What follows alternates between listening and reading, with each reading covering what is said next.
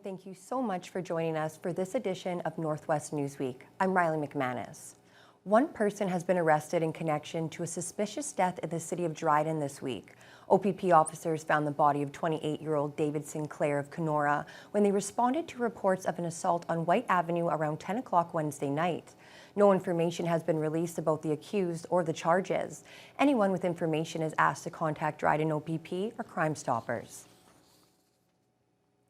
Lightning may have been the cause of a fire that destroyed a camp in the Atikokan area earlier this week.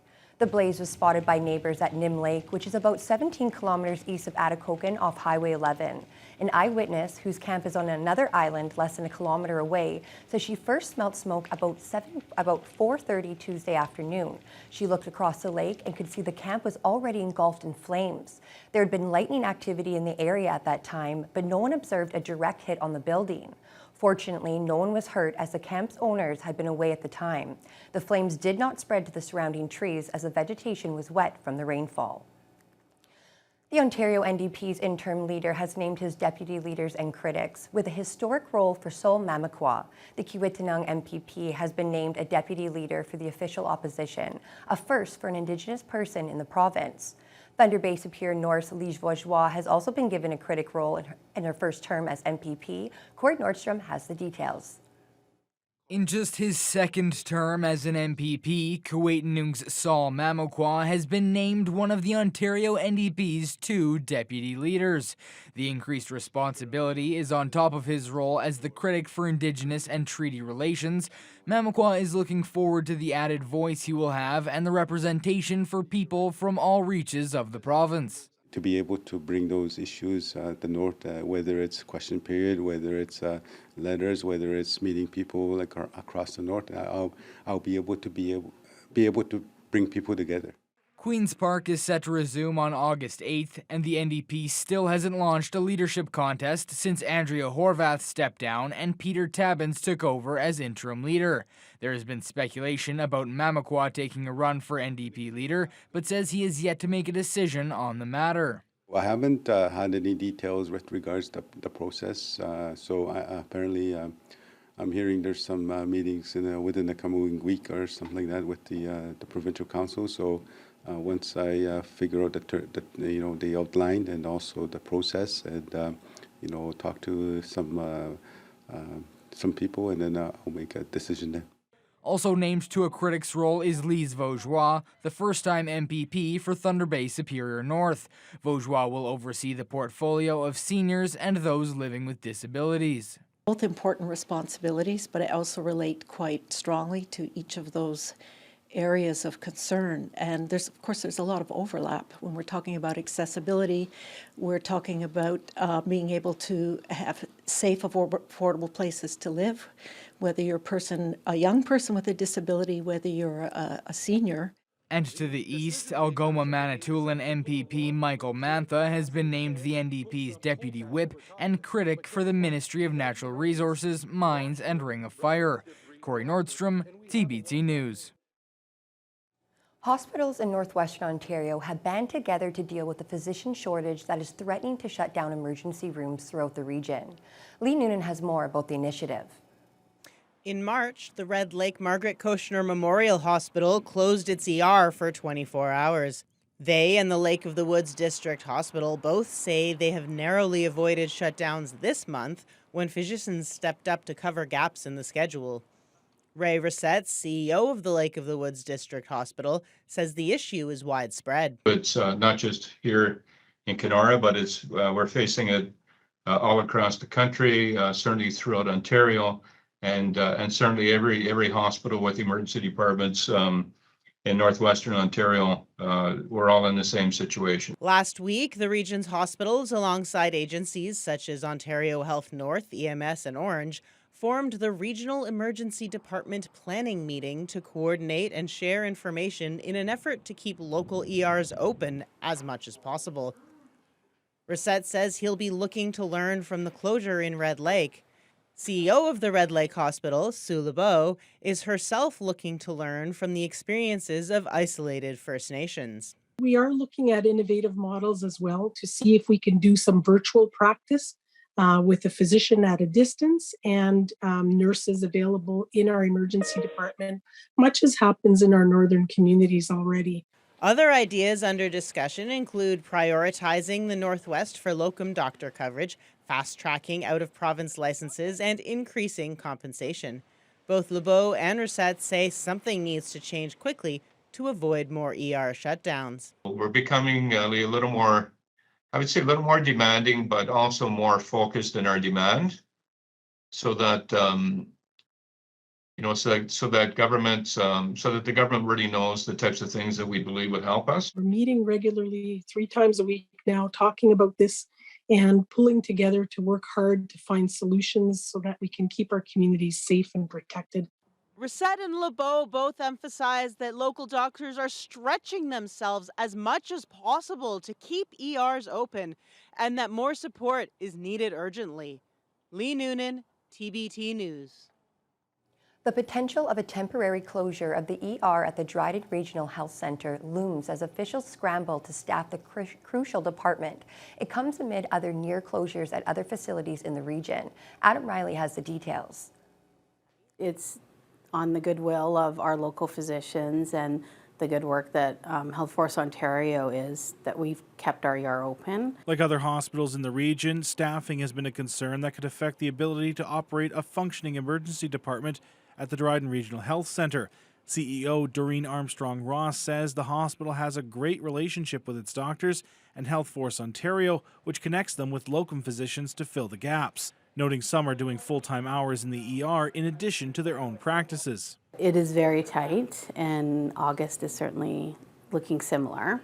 So it's a daily issue that we're looking at and ensuring staffing, and there's still COVID sick calls and that sort of thing. Compounding their issues primarily on the locum front is transportation due to the recent unreliability of timely air travel with delays and cancellations, which adds more strain on the traveling physicians who remain in very high demand. We've been hours away from our locum not being here yet with transportation. So that's some of the stuff that is being looked on regionally to get a better transportation system in place to get locums in and out. It's hard to get to our communities now. There's fewer flights that come right into Dryden. We are not only looking at physician shortages, but health human resource challenges across the board. Heidi West is the executive director of the Mary Berglund Community Health Centre in Ignace. She says historically Ignace has always struggled with physician coverage, but recent developments have the facility at a never-before-seen staff shortage.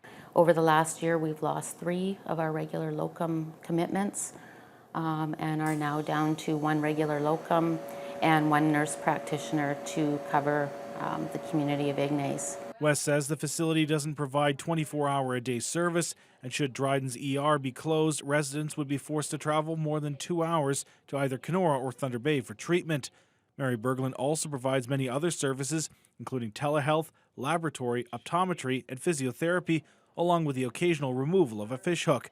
But should they lose their last locum and be unable to recruit a new one or attract a doctor to live in the community, West says the facility would become a nursing station, similar to the ones in the far north. Adam Riley, TBT News. Kiiwetinoong MPP Sol Mamakwa is calling on the Ford government to do more to address physician and nursing shortages that could lead to emergency room closures around the region this summer. Red Lake's Margaret Koshner Memorial Hospital was forced to close its ER for 24 hours back in March, and it nearly happened earlier this month. Hospital officials in Kenora are also warning that their ER is facing temporary closures very soon. Mamakwa says the Ford government needs to work with industry to develop recruitment and retention plans for physicians and nurses, fast-track the licensing of internationally trained physicians, and repeal Bill 124, which caps public sector wages. The NDP member says residents in remote northern communities are the first to feel the effects of Ontario's healthcare crisis. Have emergency departments in the north, and they would have to come down further, like say bigger centers such as Thunder Bay, and that will have an impact on the service, but also access to service, and then it's much farther. And again, we can move away from again needless deaths and unnecessary suffering of the people in the north. Mamakwa also says he supports the calls of Canada's premiers who met in British Columbia this week, calling on the federal government to pay a larger portion of provincial health care costs. Anishinaabe Nation leaders, community members, and frontline workers came together this week to address the mental health and addictions crisis in their communities. Nan Chiefs had called for a mental health summit during their Spring Chiefs Assembly just 2 months ago. Lee Noonan has more. About 130 people gathered at the Norwester Hotel, with another 50 or so participating virtually. Nan Grand Chief Derek Fox says it was a challenge to organize the event in so little time, but the issue of mental health and addictions dominated the spring assembly, with Nan Chiefs telling him they need to address the issue urgently. How can we get to work when there's so much of these issues that we need to deal with first? The goal of the summit is to consult with communities to inform NAN's strategies and generate a report that will be shared with partners at all levels of government. Fox emphasized that long-standing challenges, including addiction, suicidality, and trauma, were exacerbated by COVID-19 in Northern First Nations. I think this did a lot to their mental health, their spirit, even their physical health. The solutions under discussion here are even more numerous than the problems they address.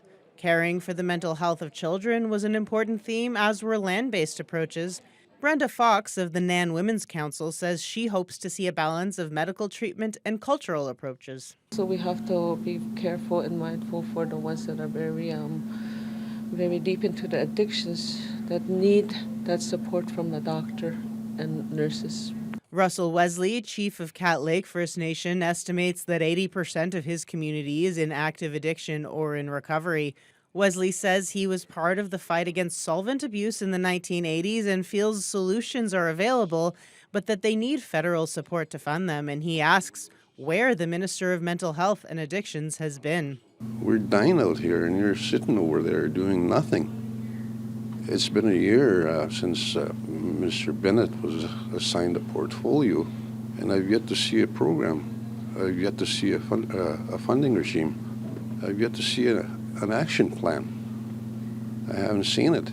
Grand Chief Fox confirms that he's not heard from the ministry either, but he hopes that they will pay attention to the results of this summit. Health. So it is our hope that when we go knocking on the door or send our report to them, that they respond with some support, and that the ministry acknowledges that we need help.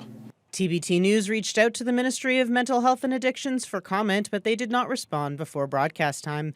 The summit will be continuing here through till end of day Thursday, with breakout sessions on a variety of mental health and addictions topics. Lee Noonan, TBT News. When we come back, we get more details on the purchase of Resolute Forest products and what it means for Dryden's Domtar Mill.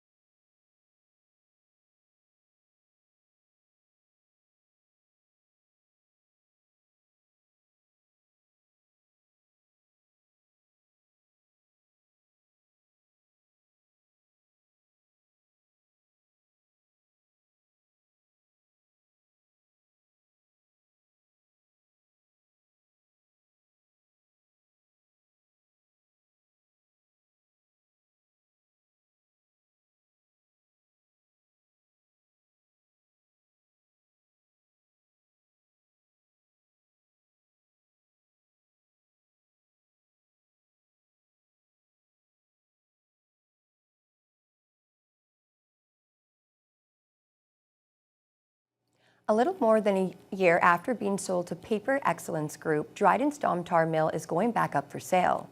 This comes following the announcement that Paper Excellence Group has inked an agreement with Resolute Forest Products to purchase the company and its assets, including Thunder Bay's pulp and paper mill and the sawmills in Thunder Bay, Sapawi, and Ignace, for just shy of $3 billion. As a result, the company is getting ahead of any regulatory issues that could arise from owning 2 of the 3 remaining pulp mills in the Northwest by preparing to sell its Domtar assets in Dryden and Espanola.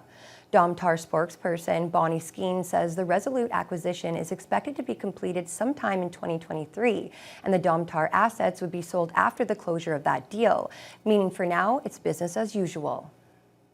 There's a good 8 months to a year runway in terms of those changes taking place. So in the meantime, it's base business. It's focusing on operating safely and reliably and doing our best to meet our customers' needs and keeping things running well. According to a release from Paper Excellence Group, Resolute will become a subsidiary of Domtar. On its website, the company states it owns 7 facilities in Canada. However, its map does not list either the Dryden or Espanola options. As the days of the current term wind down, Council in Dryden is committing almost $3 million towards improving and expanding its recreation centre. This is part of a larger upgrade which began back in 2019 and will see the physical expansion of the building and the addition of some much-needed amenities. Adam Riley has the details. The community has needed this and has been planning this for several years. In its first in-person meeting since the world was plunged into the COVID-19 pandemic, Council in Dryden took the next steps in modernizing the city's recreational infrastructure Monday, which will see a 2-story extension of the Pronger Arena, making the building flush with the sidewalk, allowing the construction of 4 new dressing rooms and a hall that will overlook the ice surface.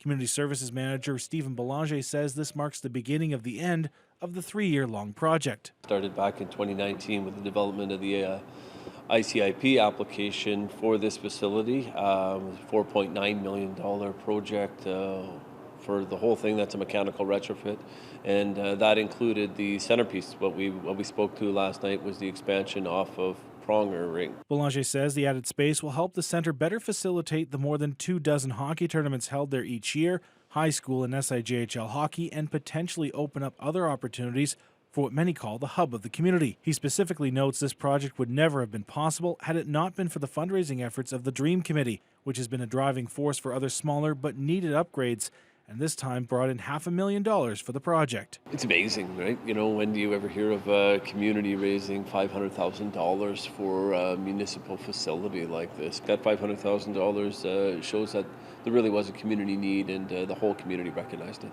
Councillor Martin McKinnon, who acted as chair for the meeting, which approved going into the next phase, says due to the city's finances 12 years ago, projects like this were out of their reach. But with its fiscal house in order, federal and provincial funding available, and ballooning inflation that would raise costs even higher in the future, it was now or never. Adding residents have waited long enough to see investment in recreation amenities in Dryden. We've put the recreation and our facilities on the back burner for far too long. And now we've come to a point where we've got some funding and we've started the process, and we can't afford to stop the process regardless of inflation or how it impacts our community other ways. We'll have to make do to get the recreational facility. The city hopes to further reduce the tax burden on residents for the project through the Northern Ontario Heritage Fund Corporation, noting other facilities in the region have received extra money in their recreation projects through that avenue and from what is colloquially known as the gas tax. Adam Riley, TBT News. A Kenora resident is celebrating a win following a decision last month by 2 judges with the Ontario Land Tribunal, who sided with her appeal of a decision by the City of Kenora to rezone a park for residential use. Last year, the city proposed to split Central Park and build a large residential complex that would later connect to trails and to the other side of the lot, which features several recreational amenities, currently being redeveloped. However, some residents were concerned over the loss of green space in an urban area, including Dawn Mitchell, who filed the appeal. She understands the need for affordable housing in Kenora, but believes Central Park was the wrong place for such a project. Part of the basis of Mitchell's appeal was that the development of the park goes against the city's official plan, which was posted in 2015. Growing Kenora meant growing public spaces, and public spaces including trails, so bike trails around Rabbit Lake, recreational trails linking our urban downtown core to Central Park with a walking trail, and those livable things that make communities healthier and more of a community, and want families like me with young families and children, you need that in a growing community. Mitchell is hopeful the city will ask residents what they would like to see become of Central Park when considering future projects on the site. TBT News reached out to officials with the City of Kenora for comment but did not get a response. The Ontario Provincial Police started their week-long Operation Safe Driver campaign yesterday. It focuses on making sure everyone is safe on the road, with an emphasis on how to share it with large commercial vehicles. The OPP campaign is in collaboration with the Commercial Vehicle Safety Alliance and has been running since 2007. Improper lane changes, following too closely, and reckless driving are all behaviors that OPP say will be keeping an eye out for.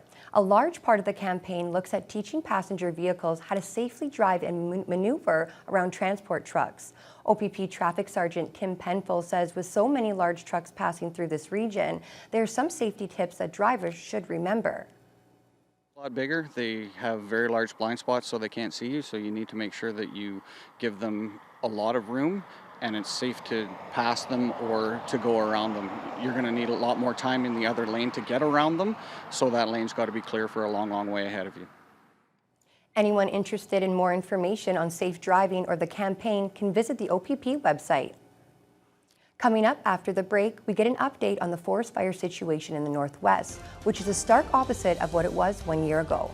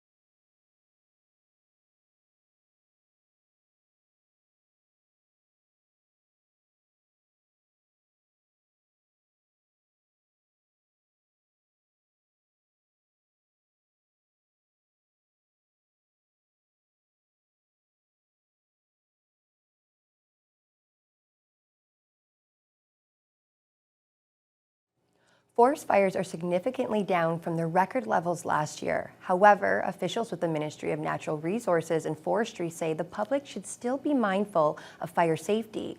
Just under 1% of the land burned last year has been ablaze this fire season, meaning fire crews have been taking the time to catch up on some much-needed training. Jess Clement has the details. We've had a slower fire season in northwestern Ontario this year. Since April 1st, the Northwest has seen just 28 of a total 121 fires across the province.